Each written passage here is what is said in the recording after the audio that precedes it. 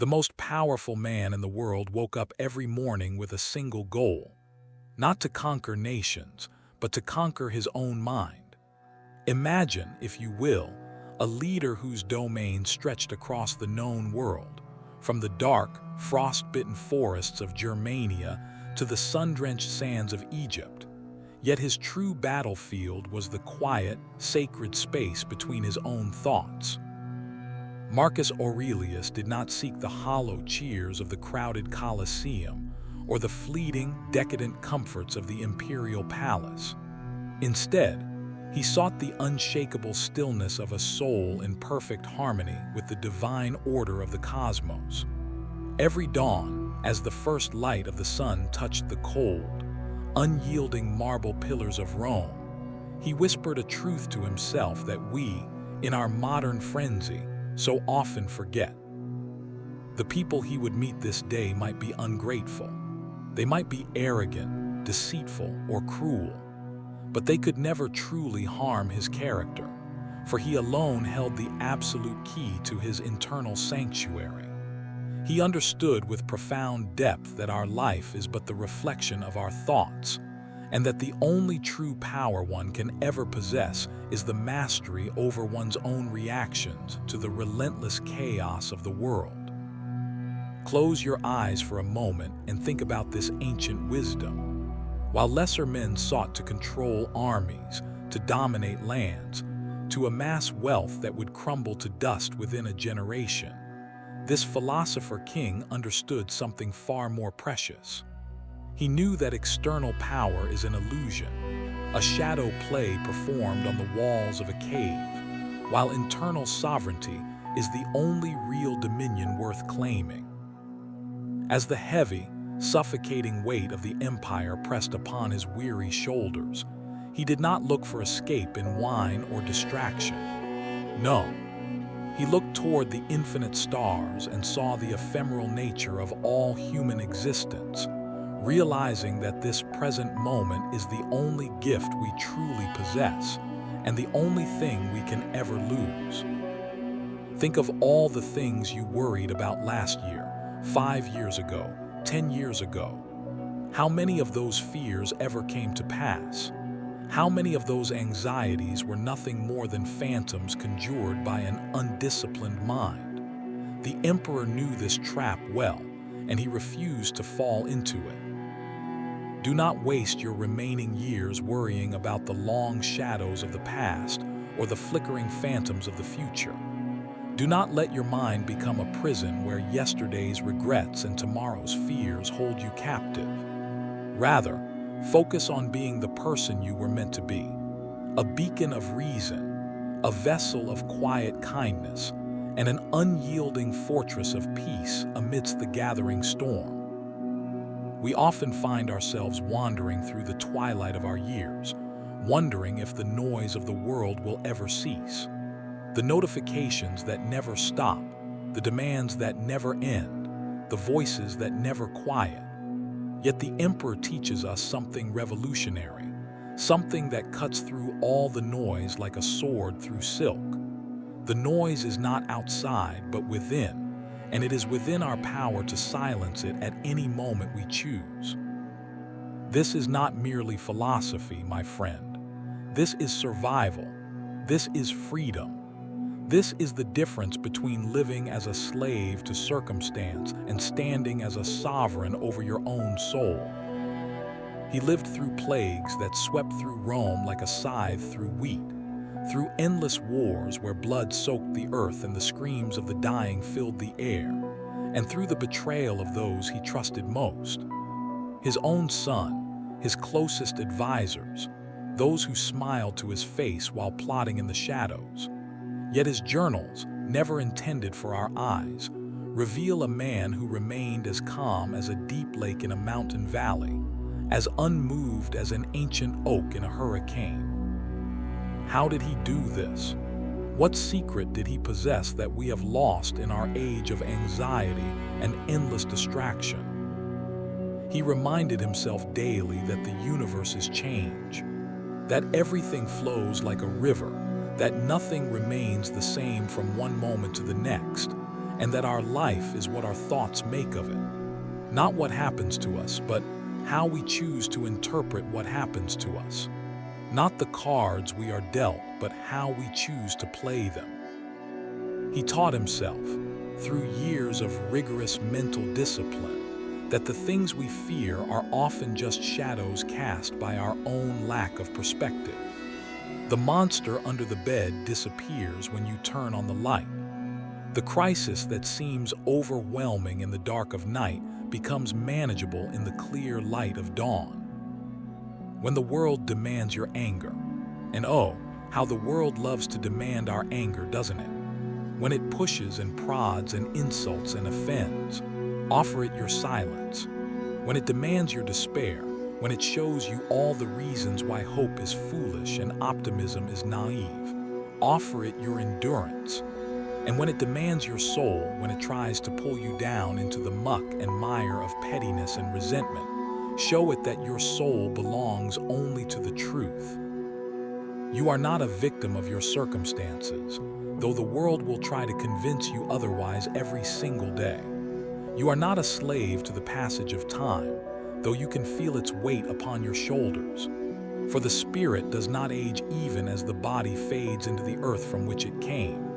Your essence, your core, your true self, this remains untouched by the years, unblemished by failure, unmarked by the scars the world inflicts upon your flesh. The emperor's routine was not one of vanity, not the preening of a peacock or the posturing of a tyrant.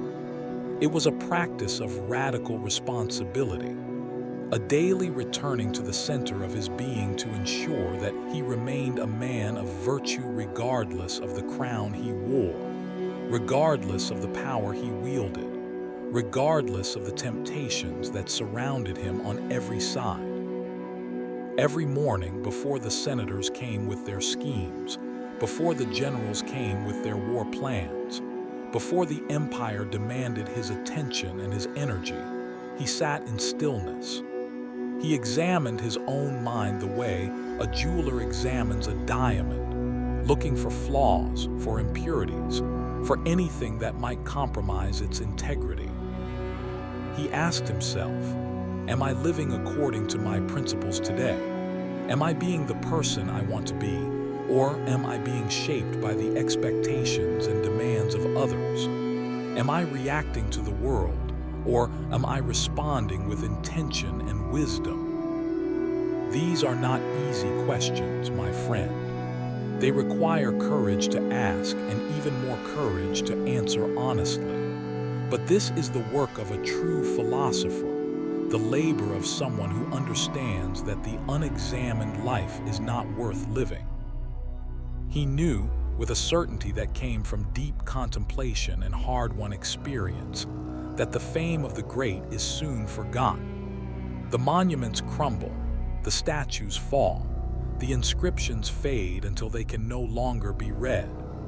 The names of the mighty are eventually swallowed by the silence of history, leaving only the quality of the soul as a testament to a life well lived. Think about that for a moment.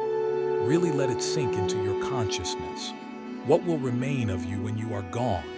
Not your possessions, for they will be divided among others or thrown away. Not your achievements, for they will be surpassed or forgotten. Not your titles or positions, for someone else will fill them the moment you depart. What remains is the impact you had on the souls you touched, the love you gave freely without expecting return, the kindness you showed when no one was watching, the principles you upheld even when it cost you dearly. This is the only currency that has value beyond the grave. In the final sunset of life, and that sunset comes for all of us, emperor and peasant alike, rich and poor, famous and unknown. Even the greatest emperors return to the dust of the earth. The palace becomes empty, the throne sits vacant, the crown is placed upon another head. But the tranquility you cultivate within your heart, the peace you build brick by brick through daily practice and unwavering commitment, This remains an eternal legacy that no worldly tide can ever wash away. Marcus Aurelius understood something that most people never grasp in an entire lifetime: that true wealth is not measured in gold, true power is not measured in armies, and true success is not measured in achievements. These things are measured in the quality of your character, in the depth of your wisdom, in the strength of your integrity when everything around you is falling apart. When plague ravaged Rome and people died by the thousands, when he could have fled to the safety of distant villas, he stayed. He walked among the sick, he comforted the dying, he organized relief efforts, and through it all, he maintained his inner calm. Not because he didn't care, but because he cared so deeply that he knew panic and despair would serve no one. When barbarian hordes pressed against the borders of the empire, when Rome's very existence hung in the balance, when others counseled surrender or reckless aggression, he found the middle path, the path of measured response, of strategic thinking, of doing what was necessary without losing his humanity in the process. When his own son, Commodus, showed signs of the cruelty and madness that would eventually destroy much of what Marcus had built, the emperor's heart must have broken. Yet even in this deepest of personal tragedies, even watching his own legacy being prepared for destruction by his own flesh and blood, he did not abandon his principles. He did not become bitter or cynical or filled with rage. He accepted what he could not change and focused on what he could control. His own response, his own virtue, his own inner peace. This, my friend, is the ultimate test of philosophy. Not how you act when things are going well, when the sun is shining and the path is smooth, but how you act when the darkness closes in, when the ground crumbles beneath your feet, when everything you worked for seems to be slipping through your fingers like sand. The Stoics had a saying, "The obstacle is the way. What stands in the path becomes the path. What blocks your progress actually shows you the direction you need to grow." Every difficulty is an opportunity to practice virtue. Every challenge is a chance to prove your principles. Every setback is a test of your commitment to the philosophical life. Marcus lived this truth every single day. He didn't just write about it in his journals, he embodied it in his actions. When faced with ingratitude, he practiced gratitude. When surrounded by dishonesty, he doubled down on truth. When everyone else was losing their heads, he kept his, not through some superhuman effort, but through the simple, daily practice of returning to first principles. And what are these first principles? They are remarkably simple, though living them is anything but easy.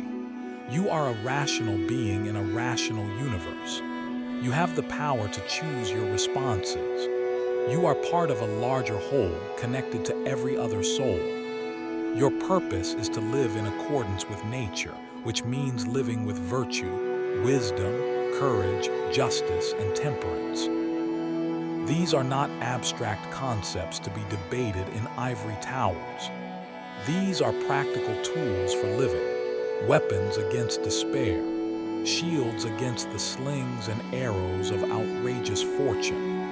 When you truly internalize these principles, when you make them part of your very being rather than just ideas you've heard, everything changes. The insult that would have sent you into a rage yesterday now slides off you like water off a duck's back.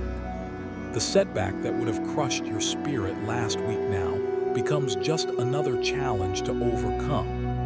The fear that kept you awake at night last month now seems silly, a phantom that disappears in the light of reason.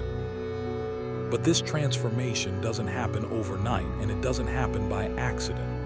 It requires what Marcus called ascesis, spiritual exercise, the daily training of the soul the way an athlete trains the body.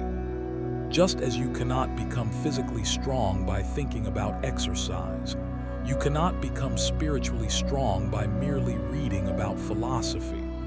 You must practice, you must apply, you must live it. Every morning, set your intention.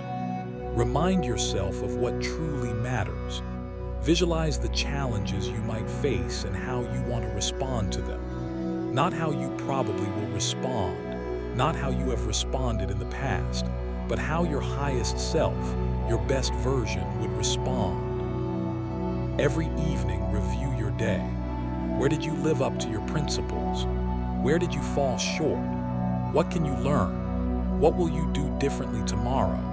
This is not about judgment or self-criticism, but about honest self-examination, about being a scientist studying your own consciousness, gathering data to improve your life. And throughout the day, practice presence. The emperor knew that we can only ever live in the present moment, that the past is gone and cannot be changed, that the future is uncertain and cannot be controlled. All we have is now, this breath, this heartbeat, this choice. Make it count. Make it meaningful. Make it aligned with who you truly want to be. If you seek to find this same quiet strength within your own spirit, if you wish to walk the path of the ancients toward a life of profound meaning and dignity, let these words settle deeply into your soul. Do not just hear them with your ears, but absorb them with every fiber of your being. Let them transform you from the inside out. Take a breath, a deep, conscious breath, and realize that you are the master of your own internal kingdom. No one can enter without your permission. No thought can dominate unless you allow it. No emotion can overwhelm unless you surrender to it. You hold the keys, you stand at the gate. You are the sovereign ruler of your own mind. And no external force can dethrone you unless you allow it. Circumstances can change. Fortune can shift. Other people can disappoint or betray, but your core remains untouchable if you choose to protect it. This is not arrogance. This is the simple truth that the Stoics discovered through rigorous self-examination and testing in the crucible of real life. Subscribe to our journey of wisdom as we seek the light of the past to guide our future. Together, let us rediscover the timeless truths that our ancestors knew, that our modern world has largely forgotten in its obsession with speed and novelty and constant stimulation. Let us find the clarity that the world of noise can never give, for the path to peace is not found by moving outward, acquiring more, doing more, being more in the eyes of others. The path to peace is found by journeying within, by stripping away the unnecessary, by returning to the essential, by remembering who you truly are beneath all the roles you play and masks you wear and expectations you carry. You are not your job. You are not your possessions. You are not your achievements or your failures. You are a consciousness, a spark of the divine, a rational soul capable of incredible wisdom and unshakable peace. Marcus Aurelius died on the frontier, in a military camp far from the comforts of Rome, doing his duty to the very end. His last words were simple and profound. Go to the rising sun, for I am already setting. He faced death the way he faced life, with calm acceptance, with philosophical equanimity, with the knowledge that he had lived according to his principles, and that nothing more could be asked of any human being. Will you be able to say the same when your time comes? Will you look back on your life with satisfaction, knowing you were true to yourself and your values? Or will you be filled with regret for all the things you didn't do, the person you didn't become, the peace you never found? The choice is yours, and it is made new every single morning, every single moment. Choose wisely. Choose consciously. Choose the path of the emperor, the path of the philosopher, the path that leads to the only kingdom that truly matters, the kingdom within. Amen.